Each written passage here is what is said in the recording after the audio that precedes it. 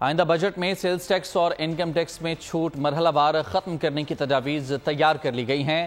Tractors اور کیڑے مار ادویات پر ٹیکس چھوٹ ختم کیے جانے کا امکان ہے۔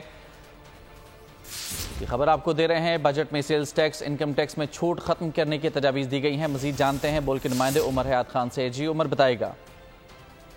بالکل، آئندہ بجٹ 2024-25 کی جو تیاریاں ہیں وہ شروع کر دی گئی ہیں، اور اس سلسلے میں سیلز ٹیکس اور انکم ٹیکس کی جو رعایتیں ہیں اور جو چھوٹ ہے وہ مرحلہ وار جو ہے وہ ختم کرنے کی تجویز سامنے آئی ہے، اور آئندہ بجٹ میں امپورٹڈ ٹریکٹرز پر ٹیکس عائد کرنے کی تجویز ہے، اور کمرشل امپورٹرز پر ود ہولڈنگ ٹیکس لگانے پر بھی غور کیا جا رہا ہے۔ اس طرح کمرشل جو درآمد کنندگان کی خریداریوں پر ود ہولڈنگ ٹیکس چھوٹ ہے، اور آئندہ مالی سال بجٹ میں کمرشل درآمد کنندگان کی آمدن پر انکم ٹیکس ود ہولڈنگ لگانے کی تجویز ہے، اور کمرشل امپورٹرز پر 1% ٹیکس لگانے سے سالانہ 25 ارب روپے تک جو ہے ریونیو متوقع ہے، اور بجٹ میں ٹریکٹرز اور کیڑے مار ادویات پر ٹیکس چھوٹ جو ہے وہ ختم کیے جانے کا امکان ہے، اور اس کے ساتھ ساتھ ٹیکس چھوٹ ختم ہونے سے مجموعی طور پر آئندہ مالی سال میں 30 ارب روپے کا ٹیکس ریونیو حاصل ہوگا۔